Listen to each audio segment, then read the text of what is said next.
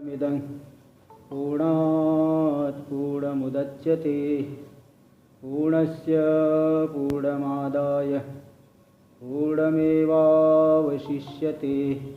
ॐ शान्ति शान्ति शान्तिः। शङ्करं शङ्कराचार्यं केशवं बादरायणं सूत्रभाष्यकृतौ वन्दे भगवन्तौ पुनः पुनः। ईश्वरो गुरुरात्मेति मूर्तिभेदविभागिने व्योमवद्व्याप्तदेहाय दक्षिणामूर्तये नमः। ओम शांति शांति शांति। वेदांत के प्रकरण ग्रंथ विवेक चूड़ामणि पर हम लोग विचार कर रहे हैं। तो यहाँ पे आत्मानात्म विवेक प्रकरण चल रहा है। इसमें श्लोक नंबर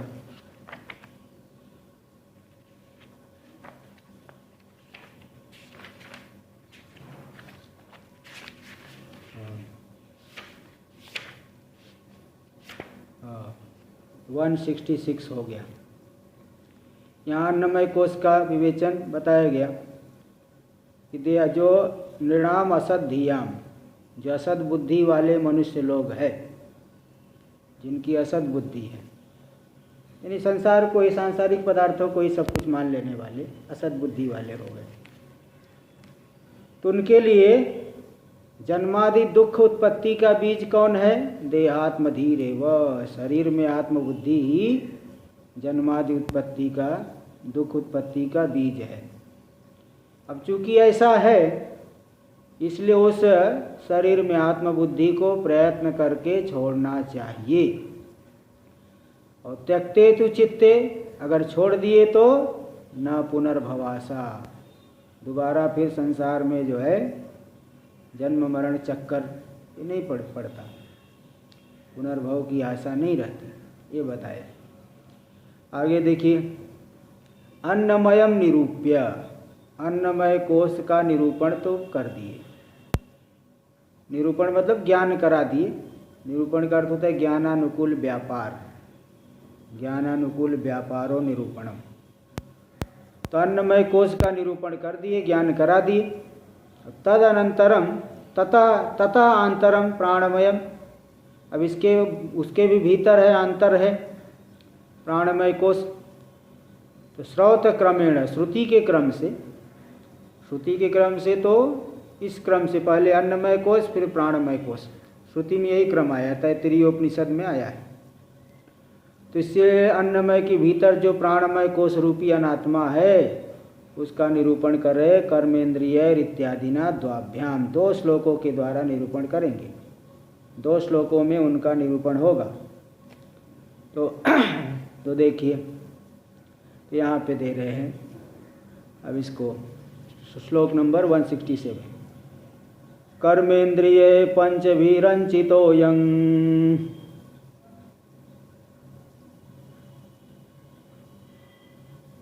प्राणो भवेत् प्राणमयस्तु कोशः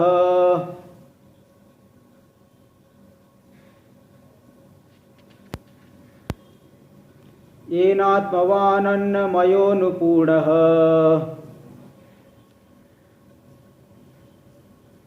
प्रवर्तते सौ सकलक्रियासु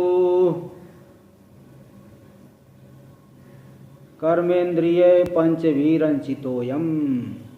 ये जो 5 कर्मेंद्रिया है, वाक् पाणी पाद पायु उपस्थ, वाणी इंद्री, हस्त इंद्री, पैर पाद इंद्री, पायु इंद्री और उपस्थ इंद्री, इन 5 कर्मेंद्रियों से विशिष्ट जब हो गया प्राण, यानी 5 कर्मेंद्रिय और प्राण को मिला करके, जैसे कहा जाए भारत के प्रधानमंत्री देश को चला रहे हैं, तो कोई प्रधानमंत्री अकेले थोड़ी है, पूरा का पूरा मंत्रिमंडल है। कोई शिक्षा मंत्री अलग है, वित्त मंत्री अलग है, रक्षा मंत्री अलग है, गृह मंत्री अलग है। तो सब अलग अलग जो है मंत्री, अलग अलग विभाग के मंत्री होते हैं। तो उन मंत्रियों से विशिष्ट होकर के प्रधानमंत्री जैसे कार्यक्रम को चलाते हैं, सब जो है व्यवस्था करते हैं। ऐसे जो प्राणमय कोश कार्य कर रहा है, तो 5 कर्मेंद्रियों से मिल करके ये प्राणमय कोश कहा जाता है।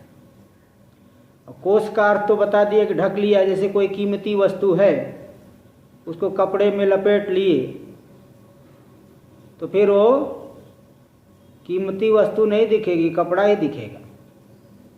कीमती वस्तु को देखना है, उस कपड़े रूपी आवरण को हटाना पड़ेगा। कागज में लपेट दिए, कपड़े में लपेट दिए, जमीन में गाड़ दिए, तो पर्दा लगा दिए, पर्दे के पीछे हो गया। तो इन सब चीज़ों से वह वस्तु नहीं दिखाई पड़ता, वस्तु नहीं दिखाई पड़ती। और इन सब आवरण को हटा दो तो वस्तु दिखाई पड़ती है।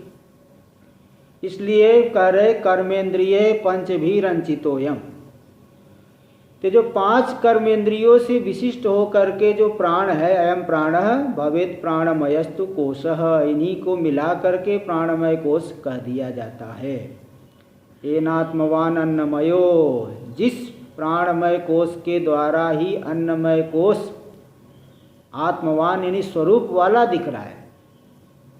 जरा सोचो कि अगर इस शरीर से प्राण निकल जाए, इसका क्या स्वरूप बचेगा? बड़ा आत्म वाला मालूम पड़ रहा है, बड़ा जो है ऐश्वर्य वाला मालूम पड़ रहा है, स्वरूप वाला मालूम पड़ रहा है। लेकिन जैसे ही प्राण का वियोग हो गया, बोले अरे एक तो जड़ देखो, है तो पहले से जड़, लेकिन प्राण की वजह से देखो नाना प्रकार की क्रिया कर रहा है, तो कहेंगे देखो ये जीवित है, बहुत देखो कितना ऐश्वर्यशाली आदमी है, कितना महान है। इसलिए प्राणमय कोश के द्वारा अन्नमय आत्मवान मालूम पड़ रहा है, स्वरूप वाला मालूम पड़ रहा है। और अनुपूर्णः, प्राणमय भर गया तो उससे शरीर भी देखो भरा हुआ मालूम पड़ रहा है। प्राण निकल जाए, जैसे पैर से प्राण निकल गया, पैर में लकवा, पैरालिसिस हो जाता है। जिस अंग से भी प्राण निकल गया वहाँ पे लकवा, पैरालिसिस हो जाता है। तो प्राण से अनुपूर्ण है, पश्चातपूर्ण है। प्राण भर गया तो उससे शरीर भरा हुआ मालूम पड़ रहा है। नस नाड़ी जितनी भी है शरीर के भीतर, सब में प्राण भरा हुआ है। और प्रवर्तते सौ सकल क्रियासु, संपूर्ण क्रियाएं, चाहे लौकिक क्रिया करना, उठना बैठना, खाना पीना, घूमना, नाना प्रकार की क्रियाओं का विभाग है। कुछ तो एक लौकिक क्रियाएं हैं, उठना बैठना, खाना पीना, चलना फिरना, दंड बैठक लगाना, व्यायाम करना, दौड़ना, ये सब लौकिक क्रियाएं हैं, भोजन करना। और कुछ है वैदिक क्रियाएं, जैसे वैदिक क्रियाएं याग करेंगे, याग आदि करते, तीर्थ यात्रा करेंगे तो, और जो है मंत्र जाप करेंगे, हाँ इस तरह से कोई भक्ति की, आरती किए, पूजा किए, ये सब वैदिक क्रियाएं हैं। और कुछ और गहराई में जाओ तो ध्यान कर रहे हो, भाई प्राण है तभी तो ध्यान कर रहे हो, ध्यान चिंतन जो है होता है। तो सभी क्रियाओं में यह प्राणमय कोश प्रवृत्त होता है। प्राणमय कोश से ही सभी क्रियाएं हो रही है। ते शरीर प्राणमय कोश से पूरा पूर्ण मालूम पड़ता है। देखिए टीका में, पंच भी वाक पाणी पाद पायु उपस्थाख्य कर्मेंद्रिय, वाक पाणी पाद पायु उपस्थ संज्ञक जो कर्मेंद्री है, इन कर्मेंद्रियों के द्वारा वचनादान विहरणोत्सर्गानंद रूप कर्म जनकई, जो कि वचन आदान, वाणी के द्वारा हम क्या करते, वचन यानी बोलना, वाणी के द्वारा बोलना रूपी क्रिया होती है। और आदान यानी हाथ से ग्रहण करते हैं। कोई आपको कोई चीज़ देगा तो आप हाथ से लोगे, हाथ से ग्रहण करोगे, अथवा कोई नहीं हाथ से ही ले लिया जाएगा। और विहरण, विहार करना हो, घूमना फिरना हो तो पैर से करते हैं। उत्सर्ग यानी शरीर से जो है सब चीज़ों को निकालना हो तो पायुर इंद्री, और आनंद जो है उपस्थ इंद्री से। तो एक कर्मेंद्री जो कि वचन आदान विहरण उत्सर्ग आनंद रूप कर्म जनक ही कर्म को उत्पन्न करने वाली इंद्रिया है, इसलिए इनको कहते कर्म इंद्रिय। इन कर्मेंद्रियों से क्रमेण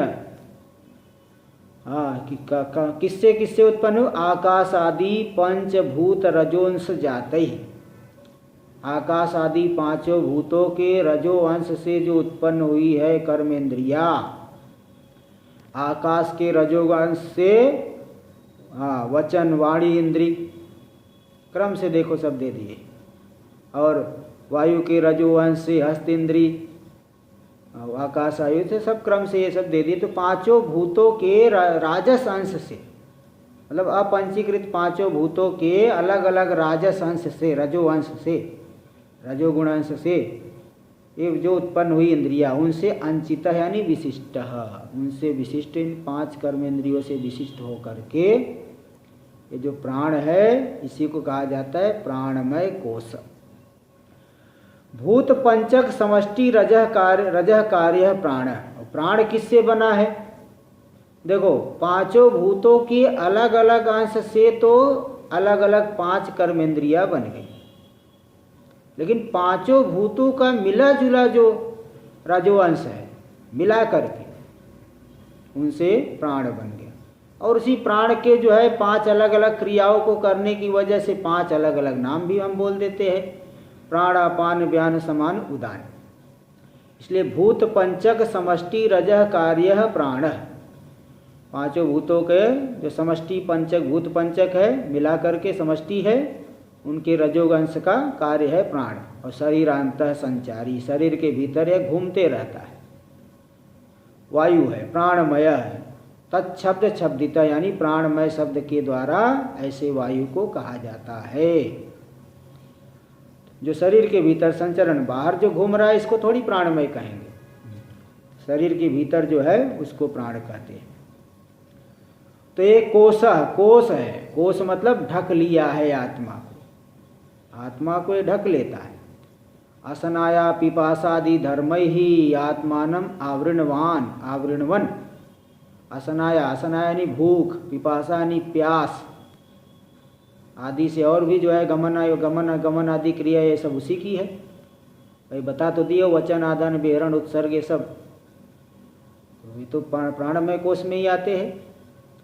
तीन सभी धर्मों के द्वारा आत्मा को ढक लिया, मतलब ये प्राणमय कोश तो मालूम पड़ रहा है, आत्मा को ढक दिया, आत्मा नहीं दिख रही। जैसे बता दिए पहले, कीमती वस्तु को कपड़े में ढक दी तो कपड़ा दिखेगा, कीमती वस्तु नहीं दिखाई पड़ेगी। तो असनाय पिपासा, मैं भूखा हूँ, मैं प्यासा हूँ, प्राण का धर्म है भूख लग गई, मैं भूखा हूँ। अब बताओ आत्मा में आरोपित कर रहे हैं। इसलिए आत्मा को ढकता हुआ अपिपास विजिघित्स आत्मोपलब्धि प्रतिबंधिका, पिपासा से रहित, प्यास से रहित, विजिघत्स यानी जिघत्सा यानी भूख, विगता जिघित्सा, जिघत्सा यस्मात् तद विजिघत्सा, विजिघित्सा यानी भूख से रहित, पिपासा से रहित, भूख से रहित जो आत्मा है, उस आत्मा की उपलब्धि यानी ज्ञान की प्रतिबंधक हो गया प्राणमय कोश। क्योंकि विपरीत धर्म मालूम पड़े, मैं भूखा हूँ, मैं प्यासा हूँ, तो प्राण के धर्मों को आत्मा में आरोपित करके आत्मा नहीं दिखाई पड़ रहा है। जैसे कोई है, सफ़ेद कपड़ा है, अब उसमें जो है काला रंग चढ़ा दिए तो काला रंग दिखेगा, अंदर का वो सफ़ेद वाला नहीं दिख रहा है। तो इस तरह से जो भूख प्यास से रहित आत्मा, उस आत्मा की उपलब्धि के प्रतिबंधक हो गया यह प्राणमय कोश। इसीलिए क्या कहेगा या, तो मतलब उपलब्धि क्या होगी, अहम पिपासार्ता, बोले वह देखो भाई मैं बड़ा प्यासा हूँ, मुझे पानी पिला दो। क्षुत पीड़िता, मुझे बहुत जोर से भूख लगी है, मुझे भोजन कराओ, इत्यादि उपलब्धि ही, ऐसा ज्ञान होता है। और तद विषय बहुत, उस ज्ञान का विषय कौन है, वह प्राणमय कोश है, यानी आत्मा ढक गया, प्राणमय कोश दिख रहा है। इस तरह से ये सब बातें जो है तो ढक गया। तो और इसी से जो है शरीर, स्थूल शरीर पूर्ण है, पूर्ण मालूम पड़ता है। तेन ऐसे पूर्ण सवा एस पुरुष विधा एवं, उस प्राणमय कोश के द्वारा यह पूर्ण है। सवा एस पुरुष विधा एवं, वह प्राणमय यह अन्नमय पुरुषाकार है। देखो पुरुष का शरीर है तो पुरुषाकार दिखेगा, और उसके भीतर जो प्राणमय कोश भर गया तो वह भी पुरुषाकार हो गया। पूरे शरीर में नख से लेकर के सिर तक भरा हुआ है। तो हमारा शरीर जो है पुरुष की आकृति दिख रही है, इसके भीतर जो प्राणमय कोश है वह भी पुरुषाकार ही है। जैसे देखिए माताएं है, बड़े बर्तन के भीतर एक छोटा बर्तन डाल देंगे, उसके भीतर और एक छोटा बर्तन डाल दिए, उसके भीतर और एक छोटा सा बर्तन डाल दिए, तो जो है छोटे बर्तन से बड़े बर्तन भरा हुआ है, और वह भी उससे भी छोटे बर्तन से पूर्ण हो गया। ऐसे पूरा शरीर जितना है नख से लेकर के शिख पर्यंत प्राण भरा हुआ है। इसलिए प्राणमय कोश के द्वारा अन्नमय कोश भरा हुआ है, और अन्नमय कोश पुरुषाकार है, तो प्राण भी उसी में भर गया तो वह भी पुरुषाकार हो गया। इसलिए तस्य पुरुष विदताम, अन्नमय कोश पुरुषाकार दिख रहा है। अनु अयम पुरुष विद, उसके पश्चात यह प्राणमय कोश भी पुरुषाकार ही है। इति प्राणमय पर्यायस्थ श्रुत्यर्थम आह। इस तरह से प्राणमय के कथन करने वाली प्राणमय पर्याय, देखिए तैत्तिरीयोपनिषद में आप देखेंगे तो पांचों को क्रम से बताया गया है। तो जहाँ प्राणमय वाला क्रम आया उस क्रम में श्रुति आई है, उसी श्रुति के अर्थ को भगवान भाष्यकार ने श्लोक में उतार दिया सरल शब्दों में कि देखो ये नात्मवान अन्नमयोनुपूर्ण। श्रुति के अर्थ को भगवान भाष्यकार श्लोक में देखिए दिखा दिए सरलता से, बड़ी सरलता से दिखाए। तो ये न प्राणमय न आनंदमय विज्ञानमय मनोमय द्वारा आत्म प्रतिफलनवत्वेन, है ना। देखो पहले तो आत्मा का प्रतिफलन विज्ञान आनंदमय कोश में, विज्ञानमय कोश में, मनोमय कोश में, इसके बाद प्राणमय कोश में भी आत्मा का जो है प्रकाश पड़ता है। जैसे बताया था कि एक कमरे में बड़ा सा दीप, बड़ा सा बल्ब जलाए तो उसकी रोशनी उसके भीतर वाले कमरे में जाएगी, और उसके और भीतर वाले कमरे में थोड़ा सा जाएगा, और उसके भीतर कमरे में और थोड़ा सा रोशनी जाएगी। ऐसे ही बुद्धि में आत्मा का प्रकाश पहले गृहीत होता है, बुद्धि के माध्यम से मन में, इंद्रिय में, और प्राण में, और शरीर में भी सब मालूम पड़ता है। इसलिए शरीर आत्मा चेतन मालूम पड़ता है। भाई चेतन तो आत्मा है, शरीर आदि जड़ है, लेकिन बुद्धि के माध्यम से आत्मा का प्रतिफलन सभी कोशों में पड़ जाता है। देखिए ये बता रहे ये न प्राणमय न, जिस प्राणमय के द्वारा, जो कि आत्म वाला है, स्वरूप वाला मालूम पड़ता है। कैसे? आनंदमय विज्ञानमय मनोमय द्वारा आत्म प्रतिफलनवत्वेन, इन कोशों के माध्यम से आत्मा में इनका प्रतिफलन पड़ा तो आत्मवता, तो यह भी स्वरूप वाला है प्राणमय कोश। उसी प्राणमय कोश से अन्नमय में आत्मा का प्रतिफलन पड़ा, तो अन्नमय कोश भी यानी स्थूल शरीर भी चेतन मालूम पड़ता है। तो आत्मवता अन्नमय, तो तस्माद् वह, तो वह आत्मा के प्रतिफलन वाला है। इसमें स्वयं श्रुति दिखा रहे, तस्माद् व ये तस्माद् अन्न रसमयाद अन्योन्तर आत्मा प्राणमय इति श्रुते है। उस इस अन्न रसमय कोश से अन्य यानी भिन्न है, और अंतर यानी उसके भीतर है। अन्न रसमय स्थूल शरीर बाहर, उसके भीतर और उससे भिन्न कौन है? प्राणमय आत्मा। अन्न प्राणमय आत्मा प्राणमय, प्राणमय आत्मा है इति श्रुते है। ऐसे आत्मा स्वरूप वाला जो अन्न प्राणमय है, उसके द्वारा यह स्थूल शरीर आत्मवान यानी आत्म प्रतिफलन वान, आत्मा का प्रतिफलन प्रतिबिंब पड़ता है स्थूल शरीर में भी। उसके माध्यम क्रम से पहले बुद्धि में आया, मन में आया, इंद्रियों में आया, प्राण में आया, फिर स्थूल शरीर में ही आत्मा का प्रतिफलन पड़ा। इसलिए स्थूल शरीर भी चेतन मालूम पड़ता है। तो तत्र हेतु अनुपूर्ण, तो भाई बोले प्राण के माध्यम से कैसे स्थूल शरीर में आएगा? क्योंकि स्थूल शरीर में पूरा प्राण भरा हुआ है। प्राण पूर्ण हो गया, भर गया, तो बोले शरीर ये भर गया है। शरीर देखो मोटा तगड़ा दिख रहा है। प्राण निकल जाए तो पूरा शरीर पिचक जाएगा।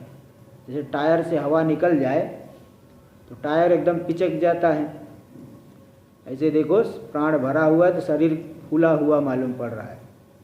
हाँ, इसलिए मोटे तगड़े हम लोग दिखाई पड़ते हैं। तो प्राण, हाँ, तत्र हेतु अनहेतु अनुपूर्ण इति स एष इह प्रविष्ट आनखाग्रेभ्यः। वह आत्मा इस शरीर में प्रविष्ट है आनखाग्रेभ्यः, नख के अग्रभाग से लेकर के सिर तक पूरे के पूरे शरीर में प्रविष्ट हुआ इति श्रुते है। ऐसी श्रुति आई। तो प्राण से पूर्णताम अनुपूर्ण, प्राण भर गया, पूर्ण हो गया, तो उसके बाद ये शरीर भी भर गया। और तस्य पुरुष विधताम अनुअयम पुरुष विध, और स्थूल शरीर पुरुषाकार है तो प्राण भी पुरुषाकार है, अथवा प्राण पुरुषाकार हो गया, ऐसे भर गया तो स्थूल शरीर भी पुरुषाकार है। इस तरह से भी अर्थ कर सकते।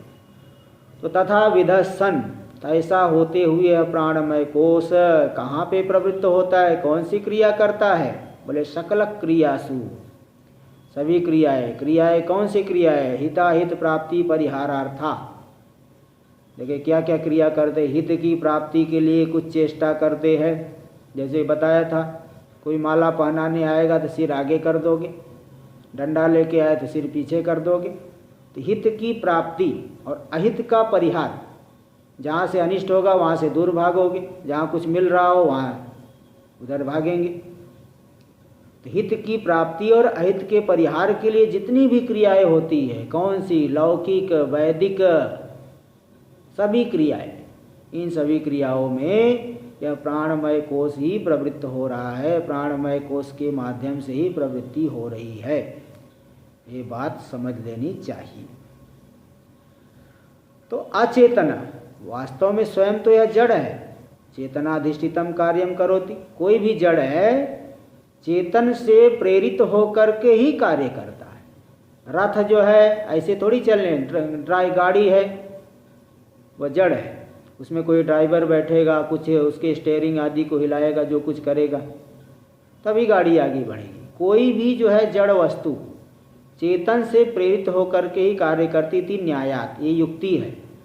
ऐसी युक्ति होने से तो आत्मा की चेतनता प्राण आदि में आ गई। तो जिस भाग में शरीर में प्राण का संबंध नहीं है, तो मैं हाँ ऊपर में हेतु दे दी कि भाई जो है इस प्रकार का प्राण है तो सकल क्रियाओं में प्रवृत्त होता है, क्योंकि चेतन, जड़ जो है चेतन से अधिष्ठित होकर के ही कार्य करता है।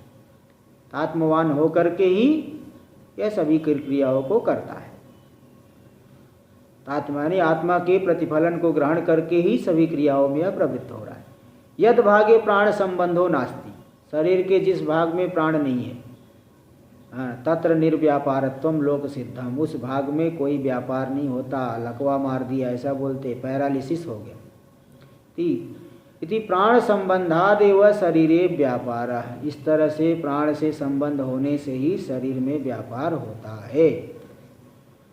और मृते तद अभावादेव, और जब मर गया तो प्राण का संबंध हट गया, इसलिए आत्म संबंध द्वारा भावत, आत्म संबंध के लिए कोई माध्यम नहीं रहा। वैसे देखिए, तो जैसे बहुत बड़ा रास्ता बना हुआ है, कोई बहुत लंबा रास्ता है, बीच में एक नदी आ रही है और नदी के ऊपर पुल बना हुआ है। वर्षा काल में कोई जोर से बाढ़ आए और नदी के पुल को उड़ा दे तो आवागमन जो है बंद हो जाता है। एक रास्ता था कि इस पार से उस पार जाते थे, लेकिन वो जो माध्यम हट गया तो लोगों का संबंध यहाँ से वहाँ हट जाता है। तो आत्मा का जो प्रतिफलन बुद्धि के माध्यम से फिर इंद्रियों में आया, इंद्रियों के माध्यम से प्राण में आया, अब प्राण ही निकल गया तो स्थूल शरीर में आत्मा की चेतनता नहीं मालूम पड़ेगी। इसलिए कदे मृते तद अभावादेव, मर जाने पर, स्थूल शरीर में मर जाने पर का अर्थ बताए हुआ है, यानी प्राण का वियोग हो जाने पर। तद भावादेव, प्राण का संबंध नहीं होने से आत्म संबंध द्वारा भावात, स्थूल शरीर में आत्मा के संबंध का माध्यम नहीं रहा, और माध्यम नहीं रहने से अचेतनत्वम, स्थूल शरीर जड़ मालूम पड़ता है, स्थूल शरीर जड़ मालूम पड़ेगा। अत्र समष्टि व्यष्टि कार्यत्व विशेष सत्वे, देखिए जो रजो पांचों भूतों के राजस अंश से प्राण भी बना है और पांचों भूतों के राजस अंश से कर्मेंद्रिया भी बनी, किंतु प्राण जो है पांचों भूतों की मिलित राजस अंश से प्राण बना है और कर्मेंद्रिया है पांचों भूतों के अलग अलग राजस अंश से कर्मेंद्रिया बनी है। वाक पाणी पाद जैसे वाणी इंद्रिय है आकाश के राजस अंश से हुआ, पाणी हस्त इंद्रिय वायु के राजस अंश से, पाद जो है तेज के राजस अंश से, वायु जो है पृथ्वी के राजस अंश से, उपस्थ जो है जल के राजस अंश से। तो अलग अलग के का कार्य है कर्मेंद्रिय और मिलित जो है समष्टि का कार्य है प्राण। इसलिए देखिए अत्र यहाँ पर समष्टि व्यष्टि कार्यत्व विशेष सत्वे भी प्राण समष्टि का कार्य है और कर्मेंद्रिया व्यष्टि का कार्य है। तो इस तरह से विशेषता होने पर भी रजोगुण कार्यत्वम समानम, रजोगुण के कार्य तो दोनों बराबर ही है। इसलिए इति कर्मेंद्रियाणाम प्राणमय अंतर्भाव, इसीलिए प्राणमय कोश में कर्मेंद्रियों का समावेश करा दिया गया, अंतर्भाव हो गया, समावेश हो गया। इति मंतव्यम, ये बात जान लेनी चाहिए।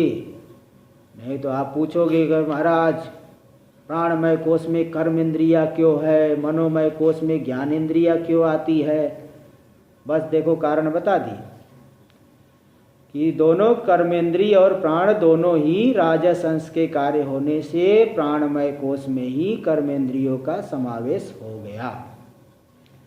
ते जो प्राणमय कोश है इससे स्थूल शरीर आत्मवान स्वरूपवान भले मालूम पड़ रहा है, लेकिन यह प्राणमय कोश स्वयं आत्मा मुख्य आत्मा नहीं है। मुख्य राजा तो कहीं जो है दूर ही बैठा हुआ है, दूर मतलब हर जगह, लेकिन हर जगह है लेकिन अभी इतना अभिमुखता नहीं आई ना, इसलिए दूर जैसा मालूम पड़ता है। इसलिए कई राजा बने हुए। मुख्य राजा अगर सक्रिय न दिखाई पड़े तो कई राजा बन जाते हैं। आश्रमों में भी बड़े बड़े आश्रमों में देखिए, अब बड़े बड़े जो मंडलेश्वर आदि है अब ज़्यादा व्यवस्था में रुचि नहीं लेते, तो जो अन्य व्यवस्था करने वाले वही लोग हुक्म चलाने लगते हैं। ऐसा बहुत जगह होता है ना, तो बहुत जो है राजा बन जाते हैं। तो ऐसे ही मुख्य आत्मा जो है अज्ञान से ढका हुआ है, तो जो अमुख्य आत्मा उछल कूद रहे हैं, ये प्राणी आत्मा मालूम पड़ रहा है, मन ही आत्मा जैसे मालूम पड़ रहा है। साधारण व्यक्ति से पूछो भाई इसमें आत्मा है कैसे मालूम पड़ा, बोले देखो प्राण है, प्राण ही तो आत्मा है और क्या है। तो लोगों की एक धारणा होती है कि प्राण रहा तो हम जो है तभी जीवित है, प्राण ही सब कुछ है, प्राण ही आत्मा है, तो प्राणन अपानन जो है यही सब कुछ है। लेकिन ऐसी बात नहीं है, मुख्य आत्मा नहीं है। इसलिए कठोपनिषद में मंत्र आया है, कुछ दिन पहले भी टीका में आया था, याद दिला देता हूँ आपको। ना प्राणेन ना पाने न प्राणेन ना पानेन मर्त्यो जीवति कश्चन इतरेण तु जीवंती यस्मिन्नेता उपाश्रितौ। बोले जो मनुष्य है ना, मर्त्य न तो प्राण के द्वारा जीवित है न अपान के द्वारा जीवित है, बल्कि इनको जिलाने वाला, मनुष्य को जिलाने वाला कोई और ही है। बोले कौन है भाई? बोले इतरेण तु जीवंती यस्मिन्नेतौ उपाश्रितौ, एक अन्य ही है जिनके द्वारा यह सभी प्राणी चेष्टा कर रहे हैं, जिसमें प्राण अपान भी आश्रित है। तो प्राण अपान ऐसे ही मुर्दे में पंप भर दो, पंप से हवा भर दो, थोड़ी जीने लगेगा। तो इसलिए जो है तो भाई मुख्य आत्मा प्राण नहीं है। इसलिए जगह जगह आप देखेंगे प्राण को द्वारपाल की संज्ञा दी गई। जैसे द्वारपाल होता है दरवाजे पे खड़ा रहता है, कभी अंदर भी आ जाता है, बाहर भी हो जाता है कभी। ये द्वारपाल थोड़ी राजा होता है। राजा तो जो है सिंहासन पे बैठा हुआ है, सबके ऊपर अपने इशारे से ही सबका नियमन करता है। ऐसे आत्मा रूपी राजा प्रेरणा दे करके ही सबको कार्यों में लगा रहा है। और उसी आत्मा की प्रेरणा से मन बुद्धि है ना, संकल्प विकल्प क्या क्या व्यापार कर रही। कभी कभी आप स्वयं अनुभव करोगे कि कोई चीज़ आप नहीं करना चाहते, लेकिन एकाएक प्रेरणा हुई, आप करने लग गए। एकाएक कहीं जाना चाहते थे, लेकिन एकाएक प्रेरणा हो, अरे छोड़ो भाई, क्या जो है, नहीं जाते। तो इतने दिन से आप मन बना के रखे थे, लेकिन तब से प्रेरणा हुई, नहीं गए। तो भाई जो है, जिसकी इशारे मात्र से सभी चेष्टा कर रहे हैं, उसी को मुख्य राजा माना जाता है। द्वारपाल जो है दरवाजे पे खड़ा हुआ है, कभी अंदर हो गया, समाचार ले गया, कभी बाहर आ गया। ऐसे प्राण तो द्वारपाल है, द्वारपाल थोड़ी राजा होता है। इसलिए तस्य अनात्मत्वम आह, उसी प्राणमय कोश में अनात्मत्व को दिखा रहे, अनात्मत्व को कहते हैं, आह कहते हैं। नैव, ये श्लोक थोड़ा विलक्षण है, मत्त मयूर छंद है। मयूर जैसे मत्त होकर के नाचता है, ऐसे इस श्लोक का उच्चारण होता है। नैवात्मायं प्राणमयो वायु विकारो, गंता गंता वायुवद अंतर्बहिरेश,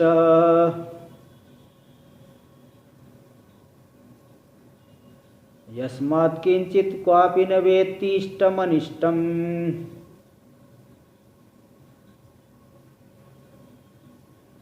संवान्यं वा किंचन नित्यं परतंत्रः। हाँ देखिए, मत्त मयूर छंद।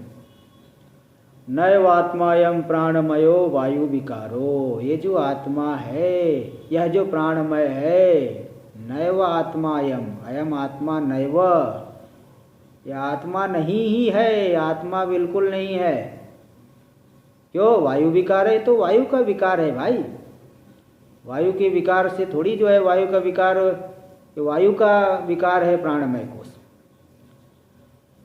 ठीक है। तो वायु का विकार है जो प्राणमय कोश है, यह आत्मा नहीं हो सकता, क्योंकि वायु भी तो जड़ है। ये द्वारपाल जैसे दिखाई पड़ रहा है। गंता गंता वायुवद अंतर बहिरेश, जैसे कमरे का दरवाज़ा खोल दो तो वायु बाहर आ जाती है और खिड़की से निकल जाती है। इसलिए लोग एग्जास्ट लगा के रखते हैं, एग्जास्ट फैन, एग्जास्ट से बाहर फेंक देते हैं वायु।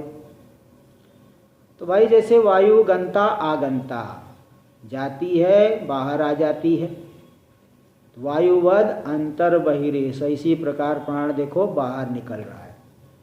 इसको कहते उच्छ्वास, और अंदर हम ले जा रहे हैं, इसको कहते निश्वास। उच्छ्वास निश्वास के द्वारा यह बारंबार अंदर बाहर हो रहा है। ये तो बिल्कुल वायु जैसा ही मालूम पड़ रहा है ना, बिल्कुल वायु जैसा ही कि यहाँ खेल चल रहा है और दूसरा कुछ नहीं, बिल्कुल वायु जैसा है।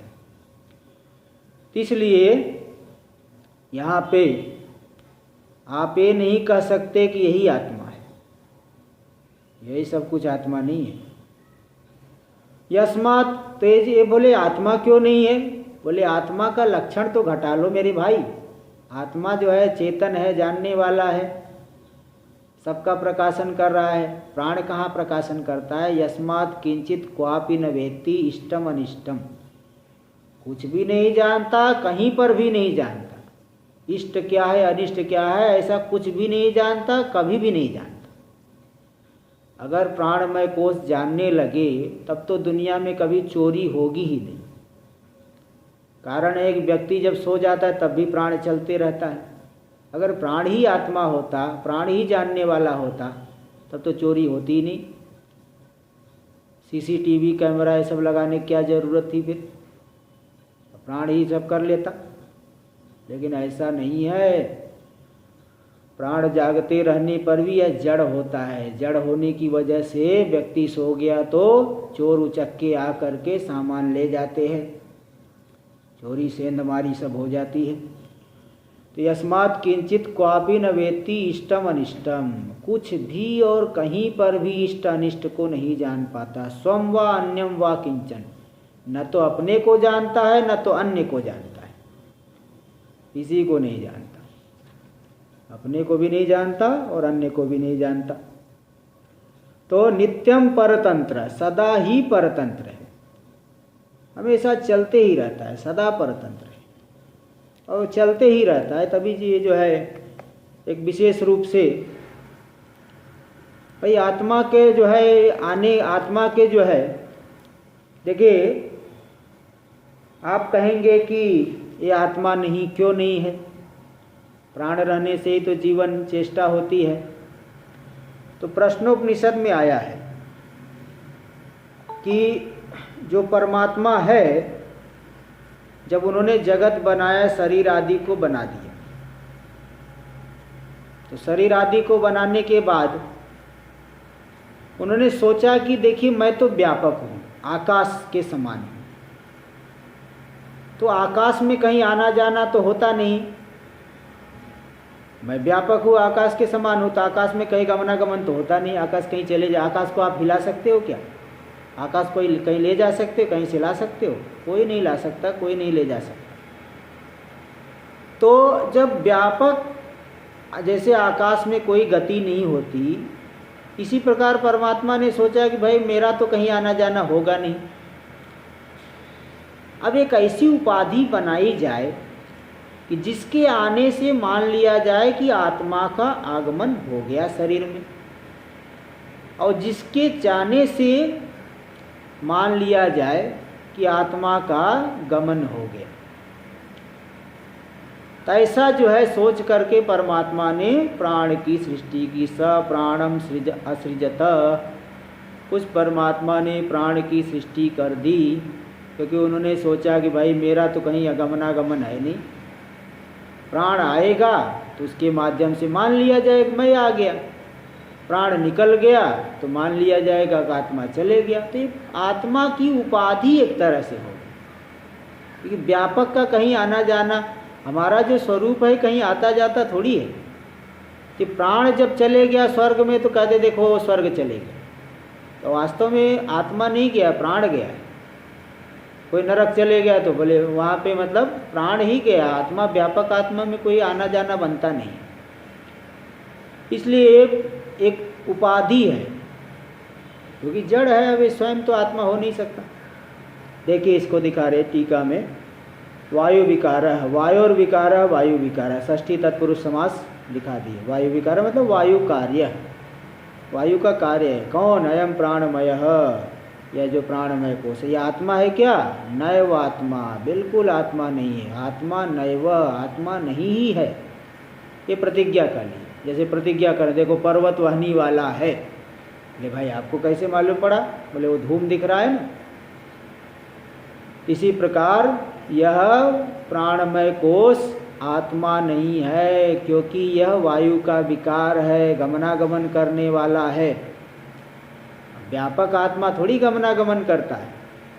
तत्र हेतु वह, उसमें हेतु दिखा रहे हैं कि वायुवत एष प्राणमय अंतः बहिर्गंता आगंता। जैसे वायु कमरे के भीतर आ गई, कमरे के बाहर चली गई। ठंडी वायु है तो ठंडा लगने लगेगा, गर्म वायु है तो गर्म लगने लगेगा। इसलिए बद्रीनाथ में जो रहते महात्मा लोग आश्रम में, पूरी तरह से एकदम ऐसे जो है बंद रखेंगे खिड़की आदि, ठंडी वायु नहीं आ जाती। एक बार गया था बद्रीनाथ, तो एक आश्रम में रुका था। उस आश्रम में बहुत एकदम आधुनिक डिजाइन का जो है कांच लगवा रहे थे। तो हम लोगों ने पूछा महाराज ये क्यों, ऐसा क्यों लगवा रहे? बोले देखिए इस कांच के भीतर 98% सूर्य की लाइट आएगी, लेकिन वायु नहीं आएगा। इससे गर्मी तो अंदर आएगी, वायु नहीं आने से ठंडी नहीं आएगी, तो इसलिए बच जाएंगे हम लोग। तो ये मतलब, तो वायु गमनागमन करने वाला, आने जाने वाला होता है। तंता बहिर्गंता आगंता, अंदर बाहर जो है जाने वाला आने वाला होता है। मतलब निश्वास से अंतर्गता, जब हम लोग निश्वास यानी अंदर लेते वायु तो आगंता अंदर आ गया, अंतर्गंता भीतर चले गए। उच्छ्वास से बहिरागंता, उच्छ्वास कर दिए बाहर चले आए, बाहर आ गए। यथा बाह्य वायु, जैसे बाह्य वायु है कभी कमरे के भीतर चले गया, बाहर आ गए। सक्रिय, सक्रिय है, एक्टिव बोलते हैं ना, एक्टिव सक्रिय। या सक्रिय है। परिच्छिन्न परिच्छिन्नश्चायम, अत्यंत परिच्छिन्न भी है, व्यापक थोड़ी है, परिच्छिन्न है। इसलिए यह जो परिच्छिन्न सक्रिय है, निष्क्रिय और व्यापक आत्मा रूप नहीं हो सकता। सर्वव्यापी निष्क्रिय आत्मा न भवति इति भावः। क्यों? क्योंकि सक्रियत्वात् परिच्छिन्नत्वात्, आत्मा तो निष्क्रिय है, ये सक्रिय है, दोनों में भेद एकदम स्पष्ट है। आत्मा व्यापक है, परिच्छिन्न है, सीमित है। तो बाह्य वायुवद इति सदृष्टान्तो हेतु, दृष्टांत दे दिए, दृष्टांत के साथ में हेतु दे दिए, सक्रियत्वात् परिच्छिन्नत्वात्। इन हेतुओं से सिद्ध हो रहा है कि यह प्राणमय कोश आत्मा नहीं है। इसमें दृष्टांत दिए बाह्य वायु के समान। एवं अचेतनत्वं परतंत्रत्वं च आत्म अनात्मत्वे हेतु माह उत्तरार्धे ने। तो पूर्वार्ध के द्वारा तो दो हेतु दे दिए, अब उत्तरार्ध के द्वारा ये बता रहे कि यह अनात्मा है प्राणमय कोश। इसमें क्या हेतु है? वहां भी दो हेतु दे रहे, क्योंकि जड़ है और परतंत्र है, अचेतन है। उत्तरार्ध के द्वारा अनात्मा होने में दो हेतु दिखा रहे, क्योंकि यह जड़ है और परतंत्र है। देखिए, यस्मादयं प्राणमय इष्टम अनिष्टम व सुखम दुखम व, यह जो प्राणमय कोश है, इष्ट अनिष्ट, इष्ट सुख दुख, सुख हो सुख इष्ट होता है, दुख अनिष्ट होता है, तो सुखम दुखम व इत्यर्थ। क्वापि, कहीं पे भी, कस्मिन्नपि काले देशे व, किसी देश में भी किसी भी काल में भी नहीं जान पाता। स्वम व अन्यम व, यानी स्वात्मानम परम व, न तो अपने आप को जानता है नहीं तो दूसरे को जानता है। न जानाति, नित्यम परतंत्र, नित्य परतंत्र है। क्योंकि जीवन योनि यत्न जन्य संचारवत्वात्, जीवन योनि प्रयत्न के द्वारा जन्य संचार वाला यह आत्मा है। अब जीवन योनि यत्न क्या है? देखिए, नैयायिक लोग तीन प्रकार के प्रयत्न मानते हैं। नैयायिक लोग तीन प्रकार के प्रयत्न मानते हैं। एक तो होते प्रवृत्ति, दूसरी है निवृत्ति, और तीसरी है कृति प्रयत्न, जीवन योनि प्रयत्न। प्रवृत्ति मतलब कहीं आप किसी कार्य में प्रवृत्त हो रहे हो, निवृत्ति यानी किसी कार्य से हटते हो, तो दोनों में प्रयत्न करना पड़ता है। लेकिन ये जीवन योनि प्रयत्न जो है कि यानी जीवन, हमारे जीवन का जो प्रारब्ध है, उस प्रारब्ध के आधार पर इस प्रयत्न से जो है, जीवन योनि प्रयत्न से प्राण जो है चलते रहता है। बोले भाई ये प्राण तो स्वाभाविक रूप से चलता है। तो बोले नहीं, जैसे आप पहाड़ पे चढ़ो तो जोर जोर से सांस लेना पड़ता है, प्रयत्न करना पड़ता है, तो वहाँ थोड़ा कुछ अतिरिक्त आपको एक्स्ट्रा जो है एफर्ट, प्रयत्न लगाना पड़ता है, प्रयत्न करना पड़ता है। इसलिए इसको भी जीवन योनि प्रयत्न। तो जीवन योनि प्रयत्न के द्वारा मतलब हमारे जीवन का हेतुभूत जो प्रारब्ध है, उस प्रारब्ध से ही जीवन योनि प्रयत्न से स्वाभाविक रूप से प्राण चलते रहता है। लेकिन कहीं आपको पहाड़ आदि चढ़ना हो, वजन उठाना हो, तो जोर से सांस लेना पड़ेगा, थोड़ा अतिरिक्त प्रयत्न करना पड़ता है। इसलिए इसकी गणना प्रयत्न में हो गई। जीवन योनि जन्य संचारवत्वात्, जीवन योनि प्रयत्न से जन्य संचार वाला है। जीवन योनि प्रयत्न की वजह से प्राण का संचरण शरीर में होते रहता है। और प्राणायाम आदि काले तस्य निरुद्धमानत्वं प्रसिद्धम, प्राणायाम करके योगी जो है प्राण का निरोध कर लेता है। 100 साल की जगह 200 साल जी लेंगे। योगी की आयु क्यों बढ़ जाती है? कि हमारे प्रारब्ध के अनुसार सीमित प्राण मिला हुआ है, और प्राण को अगर हम ज़्यादा व्यर्थ खर्चा करेंगे, विषय भोग करेंगे, तो प्राण का अधिक अपव्यय होता है। और जितनी अधिक साधना करोगे, प्राण का अपव्यय हटेगा, तो आपका जीवन स्वाभाविक रूप से अधिक बढ़ेगा। मतलब आपके जैसे आपको एक लिमिटेड धन दे दिया जाए कि आपको 1 लाख रुपए में 1 साल निकालना है, तो अगर कोई जुआड़ी होगा, कुछ शराबी कबाबी हो, तो महीने 2 महीने में ही खाली कर देगा। तो भाई महीने 2 महीने में उसकी छुट्टी हो जाएगी। और कोई जो है बहुत संयत अंतःकरण वाला है, तो वह संयत उपयोग करेगा। जितनी ज़रूरत है उतना ही उपयोग करेगा तो अधिक समय तक उसका काम चलेगा। तो ऐसे ही योगी लोग जो है प्राण का निरोध कर लेते हैं। तो प्राण का निरोध कर लेने की वजह से उनका जीवन लंबा हो जाता है। और कुत्ता देखिए बहुत जल्दी जल्दी सांस लेता है, इसलिए 15-16 साल ही जिएगा।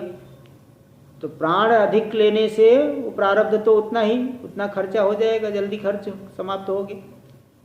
ते बात भी ऐसा महात्मा लोगों के मुख से सुना हुआ। इसलिए प्राणायामादि काले तस्य निरुद्ध मानत्वम प्रसिद्धम। प्राणायाम काल में प्राण का निरोध हो जाता है, निरुद्धमान प्राण का निरोध हो जाता है, ये तो प्रसिद्ध है। अतः सक्रियत्व, परिच्छिन्नत्व, अचेतनत्व, पराधीनत्व हेतु भी, देखिए 4 हेतु दे दिए। यह सक्रिय एक्टिव है, आत्मा तो निष्क्रिय है, इसलिए दोनों में भेद एकदम स्पष्ट है। आत्मा नहीं हो सकता। प्राण परिच्छिन्न है, सीमित है, आत्मा व्यापक है। प्राण जड़ है, आत्मा चेतन है। प्राण पराधीन है, आत्मा स्वतंत्र है। इन 4 हेतुओं के द्वारा इनसे विलक्षण जो आत्मा वह आत्मरूप यह प्राण नहीं हो सकता, न भवति। यदि अयम आत्मा, यदि यह प्राण ही आत्मा होता तो आत्मा तो जानने वाला है, तरी सुषुप्ति दशायाम जागरूकत्वात्, तब तो सुषुप्ति दशा में भी आत्मा जाग रहा है, तब तो चोरादि बाधाम जानीयात, चोरादि की बाधा को जान लेता। लेकिन ऐसा होता नहीं। आत्मन सर्व प्रधानत्वात्, लेकिन आत्मा तो सभी से प्रधान है। और स्वभृत्येषु चक्षुरादिषु सपत्सु, और नौकर जो है आत्मा को अगर मान लिया आत्मा प्राण ही आत्मा है, यानी मतलब राजा है, और इंद्रिया जो है नौकर है। तो ऐसा थोड़ी होता है कि नौकर जो है सो जाए राजा जागते रहे। राजा सो जाएगा, नौकरों को जागना पड़ता है, और नौकर सो जाए राजा जागते रहे, ऐसा थोड़ी होता है। ये तो बिल्कुल उल्टी बात हो गई। आत्मन सर्व प्रधानत्वात्, आत्मा सभी की अपेक्षा प्रधान होने से स्ववृत्तेषु चक्षुरादिषु स्वपत्सु, तो वृत्ति जो नौकर है, चक्षुरादि उनके सो जाने पर स्वयं व्यापारवान, आत्मा जाग रहा है, व्यापार कर रहा है। ये तो विरुद्ध वैति विरुद्धम, ये अत्यंत विरुद्ध बात है। इसलिए इस युक्ति से भी समझना चाहिए कि यह प्राण आत्मा नहीं हो सकता। नौकर सो जाए राजा जागते रहे तो बिल्कुल उल्टी बात बता रहे हो। अतः नैव आत्मा, इसलिए ऐसा नहीं होता। इसलिए देखिए एक बार एक घटना बता देता हूँ। हैदराबाद के नवाब थे। अब अंग्रेजों ने आक्रमण किया कब्जा जमाने के लिए, तो पूरे किले को घेर लिए थे। सब लोग वहाँ से भाग गए। किले के अंदर अंग्रेज लोग गए तो देखे सिंहासन पे जो है नवाब बैठे हुए हैं। तो अंग्रेजों ने पूछा सब तो भाग गए, आप क्यों बैठे हो? तो नवाब ने बताया क्या करूं, जूता पहनाने वाला ही नहीं था। जूता पहनाने वाला होता, जूता पहना दिया होता तो मैं भी भाग जाता। तो मतलब देखिए राजा है ना, वो राजा की तरह रह रहे ठाट बाट से। ये थोड़ी कि नौकर जो सो जाए राजा जागते रहे, उल्टी बात होती है, विरुद्ध बात है। अतः नैव आत्मा, इसीलिए यह जागते रहता मतलब यह स्वयं नौकर है, और आत्मा यानी राजा कोई दूसरा है। अतः नैव आत्मायम प्राणमय, यह जो प्राणमय कोश है आत्मा नहीं हो सकता। इदानीं मनोमयम निरूपयति, तो 2 श्लोकों के द्वारा प्राणमय कोश को बताया गया, और एक बात और बता दी गई कि प्राणमय कोश अनात्मा है, ये भी बता दिया गया। अब इसके अनंतर मनोमय कोश का निरूपण करना आरंभ करते हैं। निरूपण का अर्थ बता दिए हो ज्ञानानुकूल व्यापार, आपको ज्ञान हो इसके लिए यहाँ पे बताया जा रहा है, रीति से, युक्तियों से, शास्त्र के आधार पर। तब इसका निरूपण करें मनोमय का। श्लोक नंबर 169 देखिए। ज्ञानेन्द्रियाणि च मनश्च मनोमयः स्यात्, ज्ञानेन्द्रियाणि च मनश्च मनोमयः,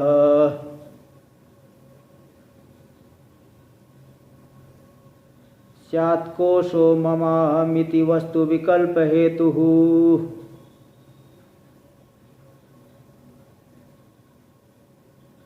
संज्ञादिभेद कलना कलितो बलीयान तत्पूर्वकोशमनुपूर्य विजृंभते यः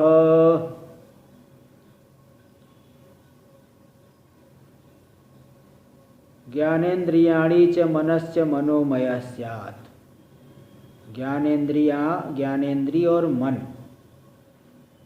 यानी पंच ज्ञानेन्द्रिय और मन को मिला करके मनोमय कोश, इसका नाम पड़ जाता है मनोमय कोश।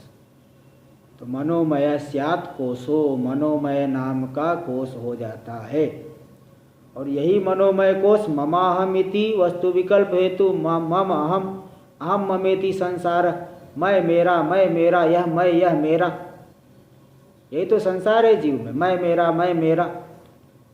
इस तरह से वस्तु की विकल्प का है, तो वस्तु जिसमें कोई धर्म नहीं, लेकिन मनोमय के कोश की वजह से कितनी विकल्प। और नाम रूप भेद आदि कल्पना से विशिष्ट अत्यंत बलवान है, तो पूर्व कोश को पूर्ण करके यह विलास करता है। ये सब बातें बताएंगे, आगे हम लोग देखेंगे अगले पाठ में। 3 दिन अध्याय रहेगा। और एक सूचना है जरा जरूरी, क्योंकि यहाँ आरती का समय अब बदल गया है, तो अगला पाठ जो है 4:30 बजे से होगा। तो कृपया जो है आप लोग समय से आए, 4:30 बजे से 5:30 तक। ओम पूर्णमदः पूर्णमिदं पूर्णात् पूर्णमुदच्यते पूर्णस्य पूर्णमादाय